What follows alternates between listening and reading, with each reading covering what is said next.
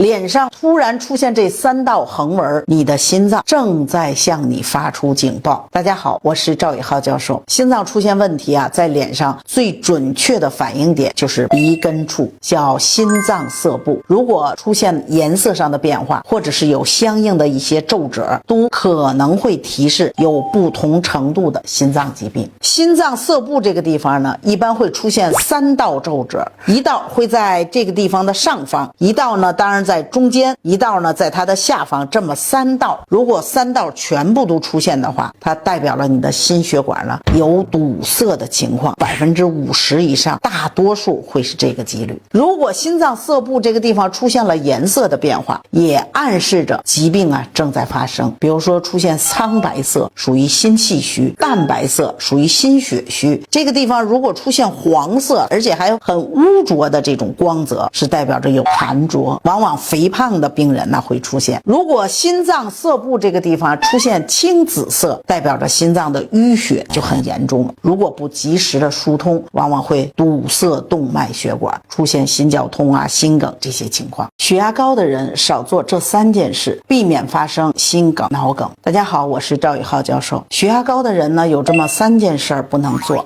以免损伤血管，突发脑梗和心梗。第一就是突然的用力摇头和跳跃，这个动作啊，如果你有高血压，尽量的少做。这些动作会引发你的血压升高，加重了头晕、头痛这些症状，很容易出现意外。那我们平时可以循序渐进的、慢慢的活动做这些动作，不要一下子剧烈的去做。第二呢，就是避免洗冷水澡，冷水呢会使血管急剧的收缩，也会升高血压。第三呢，就是突然的用力，比如说便秘的患者，为什么一定要保持大便通畅呢？他会用力的排便，很多的事例表明啊，这个情况下就会容易发生猝死，导致了血管的破裂。所以大家一定要注意避免以上这几点。血液粘稠别担心，一个习惯快速的改善，天天用，简单又经济。大家好，我是赵宇浩教授。血稠如果长期得不到改善，就可能引起血栓或者是动脉的硬化，也会增加患脑梗的风险。今天呢，就教大家一招，不打针不吃药，需要养成一个良好的习惯。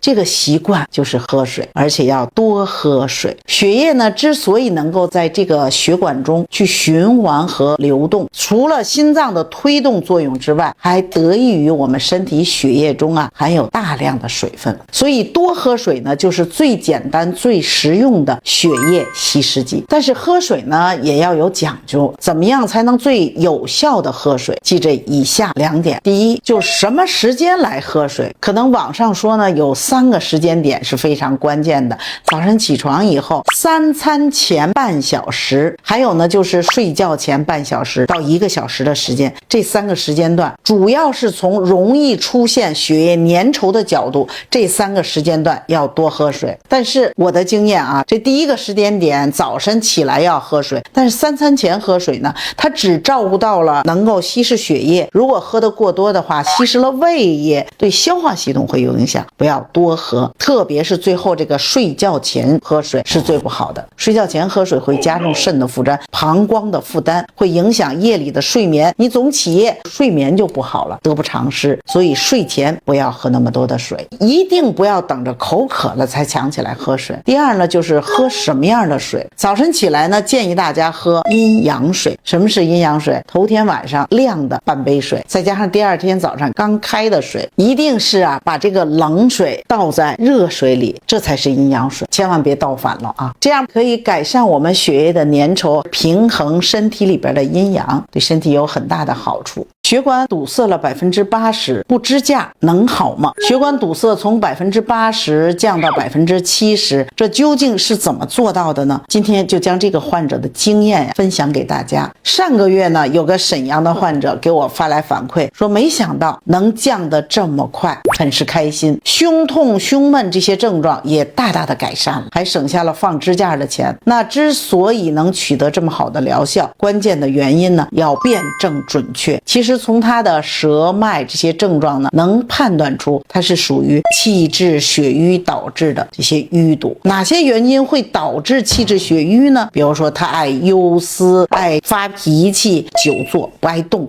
导致了肝郁、脾虚、肝脾失调，血脉不能通畅。这样呢，气滞血瘀的情况形成以后，久而久之，再加上他的饮食不节、暴饮暴食，伤及了脾胃，湿邪也从中阻碍了气机的通畅。气机不通畅，就导致血瘀的现实。像这位患者呢，他舌质偏红，苔薄黄有瘀点，舌下的脉络也是瘀青瘀紫的。所以呢，给他开呢就是以血府猪瘀汤为主加减。另一方面呢，告诉他你降血脂的药还要按时的吃，这是我们中医治疗血脂偏高也好，斑块也好，一个最主要的原则。原有的西药一定要按时吃，这才能保证你的血脂降的比较平稳，一定不要停西药我们的观点是不管黑猫白猫，那你的身体好了，那这个方法就是最好的。另外告诉他呢，低密度脂蛋白要控制在 1.8 以下，不管是中药还是加上西药，双向出击，快速解决问题。这就是呢中医治疗血管堵塞的优势的地方，调理患者整个体质，从问题发生的源头逐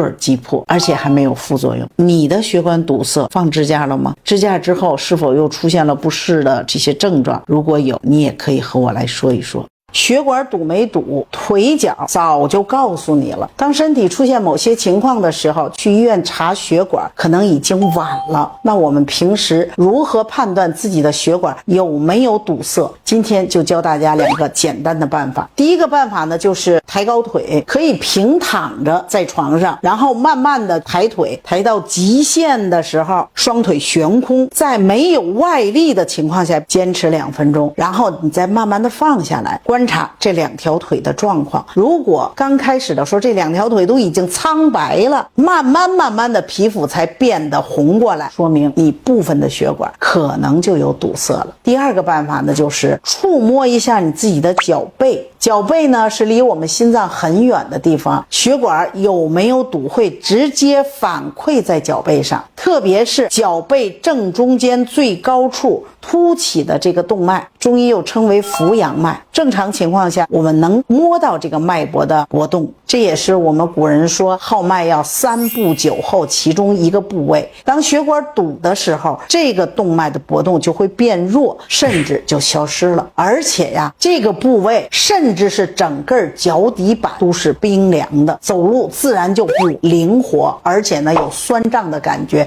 疼痛的感觉。这个时候你的下肢血脉一定就没有畅通。这2个小妙招呢，希望大家能够记住，赶紧自查一下。轻叩这个部位，调气血，疏通经络。从中医的角度上来讲呢，身体很多的疾病都和气血不足有关。气血不足，肝郁气滞，气滞就血瘀，再加上经络不通。气血充足了，百病就除了。反过来，气血如果不足，就百病生了。那今天我们说的这个穴位呢，就是百会穴。百脉汇集的地方，能够通达阴经、阳经的脉络，联系着周身的经穴，可以调理气机的升降，使人体的气血阴阳总体上趋于平衡。这个位置在哪儿呢？很好找将你的2个耳尖向上延伸到正中线的这个位置，这就是百会穴。轻轻的去叩击它，每天呢多做几次，每次呢多敲击几下。做完了这个动作呢，建议大家最好呢上下要平衡嘛，所以你的10个脚趾在底下多做几个抓地的动作，这样就上下均衡，